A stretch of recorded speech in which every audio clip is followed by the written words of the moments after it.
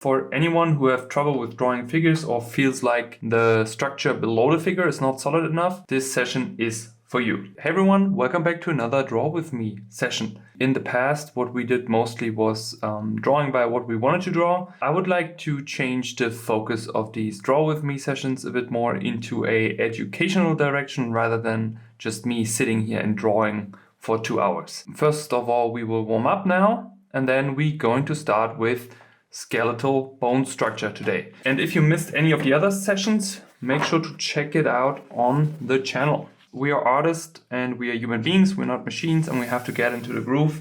And as an artist, you have to be relaxed. We're going to start with a simple warm-up. And for this, I like to start with drawing boxes. So let's start with this.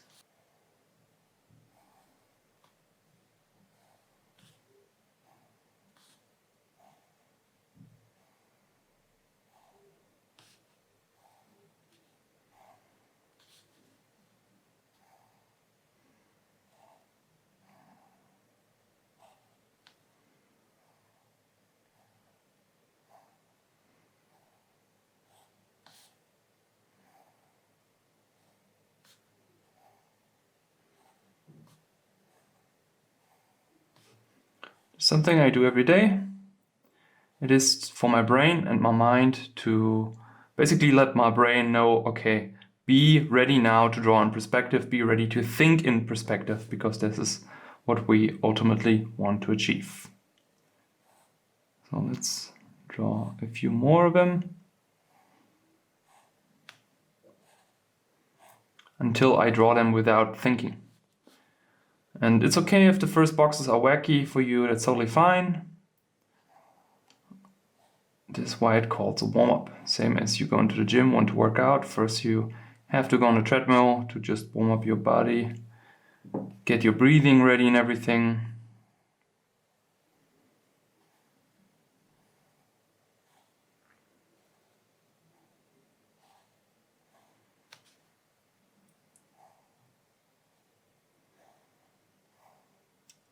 And then we can proceed.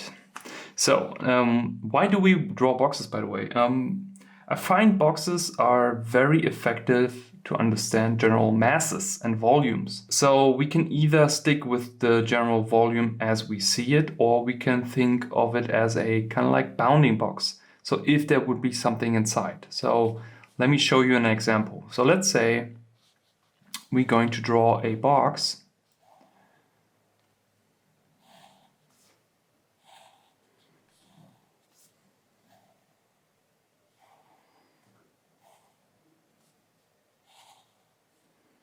Now let's try to draw something inside of this box.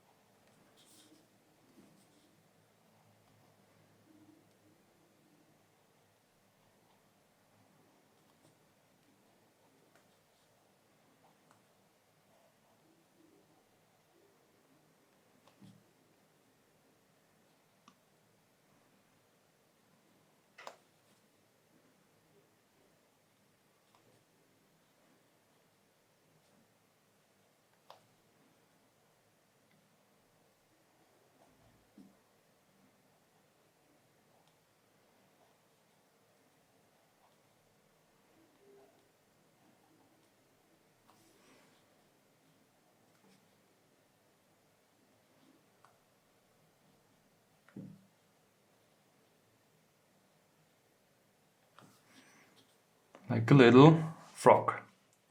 So it wasn't 100% inside. It's okay, but I think you get the idea. So this is why the box is a great opportunity to get a feeling for masses. So how can we use it for ourselves? Well, let's say the goal for today is to draw a figure, but I have extreme trouble with getting the figure on paper to make it look solid and also to communicate the general masses properly. So what can we do? We can use the box for this. It's the same thing as if it would be with the frog. We kind of like have to think, okay, what is the figure or how is the figure shown? Let's say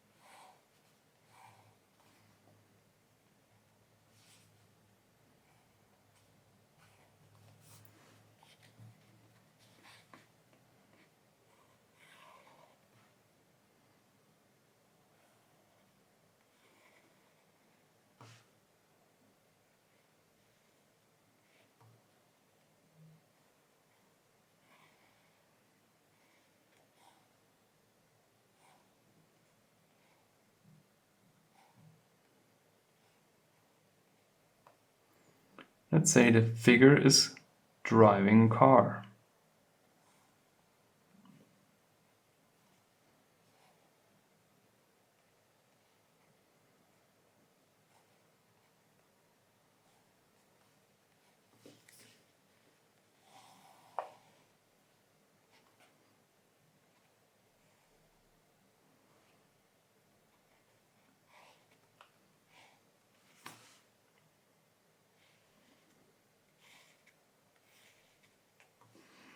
Then I can generally explain the masses and components of that figure with boxes and geometric forms. And as you can see here, I kind of like used cylinder as well, not only boxes, because they're more comfortable in explaining the form I want to explain. So that translates then into, so let's say that's inside of the car. Here's a side mirror. Here's the panel. Here's everything else. Now, then if we know where that is, we can also go over and start to draw everything else above or below.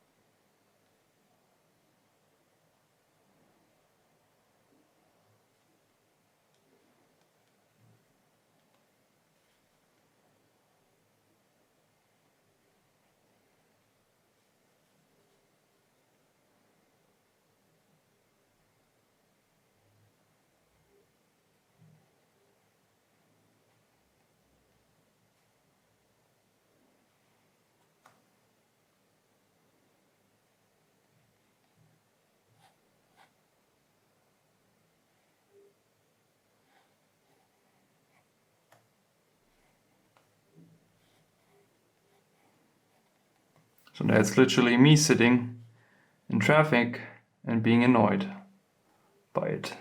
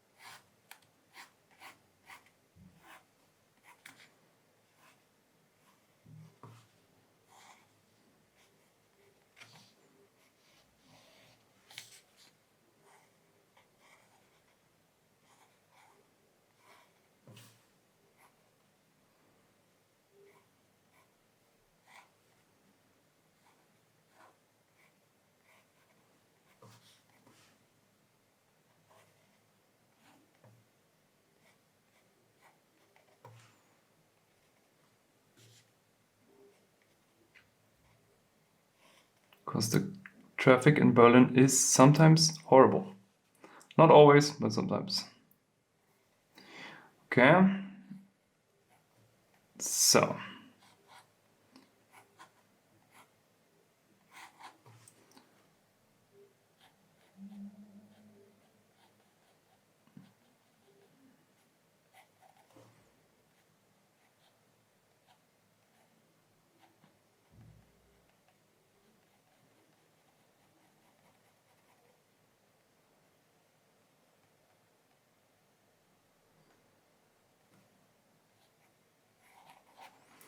So this is the way you can draw your own masses inside of these boxes. I hope that was kind of like a useful example for you. Now that we have warmed up, let's move over bone structure for what we're going to do today. I would always advise that if you're an absolute beginner, you start with this. So you rather focus on perspective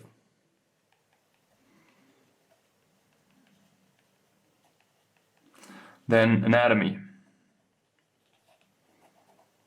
Why? Because first you have to learn how to communicate form in 3D space. Before you can do that, you do not need to learn anatomy, okay? Because if you can't do this, you will have so much trouble trying to do this.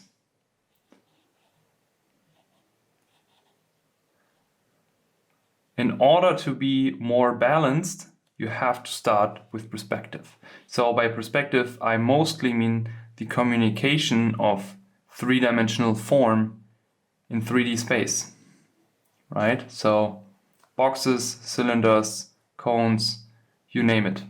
Now, when we reach a certain point, we then can start into more specific anatomy studies. Now, anatomy is very complex, right? So it starts with the bones, then we have muscles, we have tendons, joints, we have even stuff like hair, anything that included skin, like skin folds. So there's a lot of stuff inside of that package. The most mistake I see is when people try to tackle such a big thing as anatomy at once. So they jump into anatomy studies. So what they do, they just draw figure by reference, or they draw some people posing and try to draw in the muscles and slowly start to learn it. I did that myself. But the problem is that we spread our focus too much. And if we spread our focus too much, we cannot streamline the learning process. And in order to streamline it, we have to break it down. So we have to tackle each section individually. Of course, we can also break down bones, right? So bones is not just bones. We have rib cage, hand bones, spine, collarbone. We have the leg bone, we have arms, and we have skull. We also have the pelvis. You see, we already have like 8 different bone sections. So if you also again do the same mistake as jumping into learning all of them at the same time, you will have trouble in the beginning. Now let's just take one, for example. Let's maybe start with the skull. We want to draw a skull. It would help technically if we can also start with the box.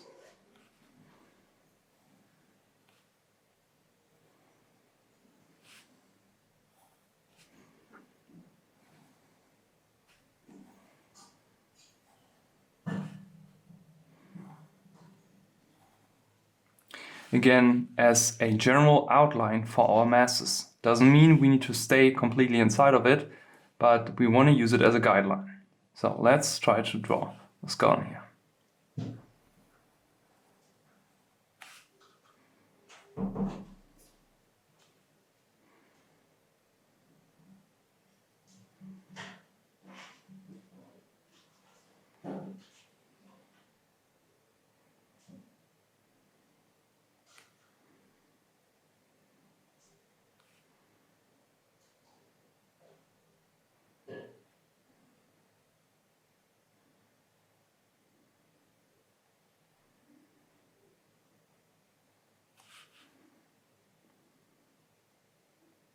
Nose bone.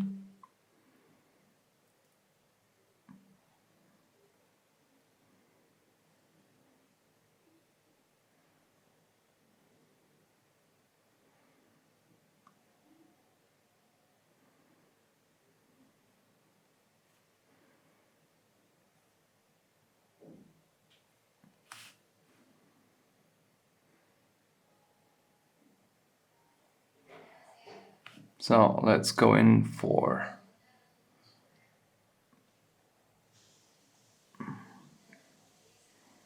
cheeks.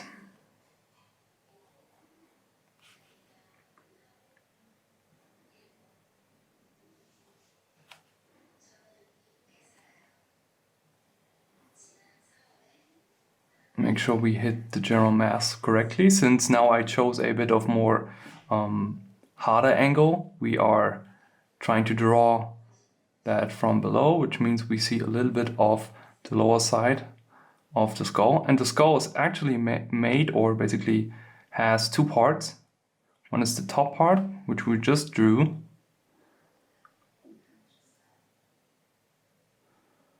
Let's give him some teeth.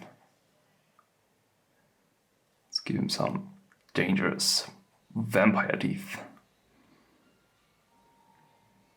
Then also the jawbone. That's the one people get broken when they get into a street fight. They don't know what they're doing. And someone hits them with the swinger.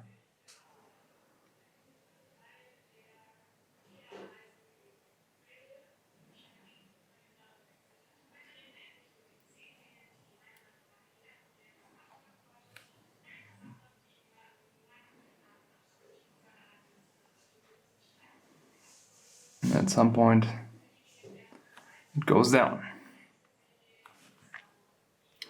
Now, I would always recommend that you try to draw first the skull by yourself, slowly in a very slow pace, where you look at anatomical references.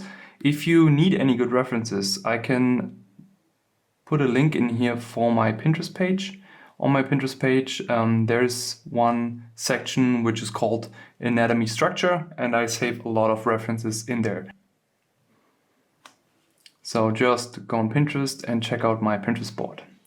Now, again, if you start to study anything like anatomy, I would always recommend do studies in your own pace, where you really slowly look at things. And because you have to understand eventually how they work. You cannot just understand, okay, this could be a box, this could be a cone, this could be this could be that. That only helps you to a certain degree. What you really need to understand is, why is there a bump? Very strong bones here, or these bumps when I draw them, right? So let's say we give him some eyebrows.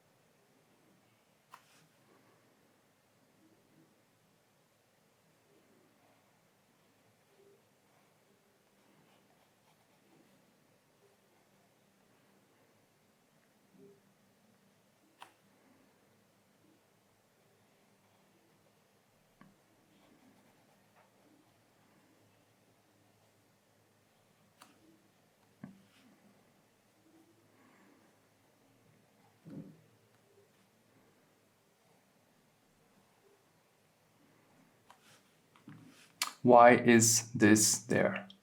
Why is there this bump? Why do we have a bump here? Why could there be a fold here when the person's older? Why can we have contour lines here? Because there's an underlying structure below, which we have to understand. And if we understand it, the way we draw faces, the way we draw figures, they become much more solid. And this is the only way to get there.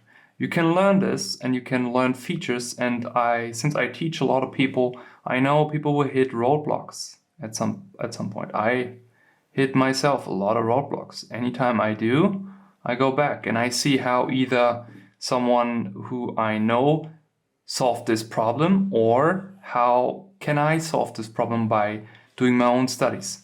right? So in any way, the underlying structure is absolutely important. Okay? And you see, even if I stylize the face, if I know must be a jawbone somewhere here, I know, okay, there is kind of like, if the mouth is closed, it's going into that direction. And of course in art we can hide a lot of stuff.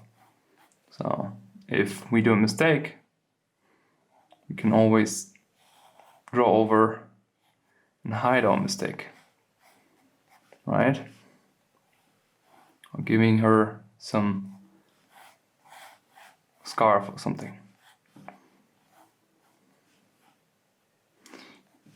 All right, let's continue. If you want to learn, understand, and study, do 25 skull drawings and try to fit them inside of these. So make yourself some reference board, put them into a folder, put them on the Photoshop file, and then try to draw in the skull from the reference inside these boxes. And what you want to do, you actually want to do mistakes, because these mistakes will tell you what you don't know.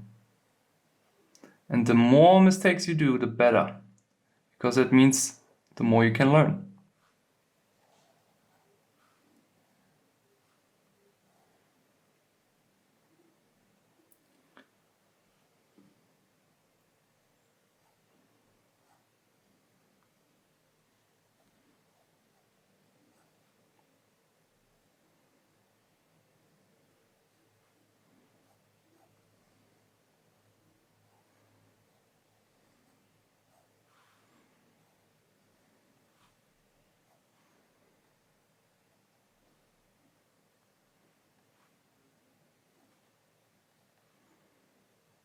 Okay, and this is how you learn to draw the head from any angle, by learning to draw the skull from any angle.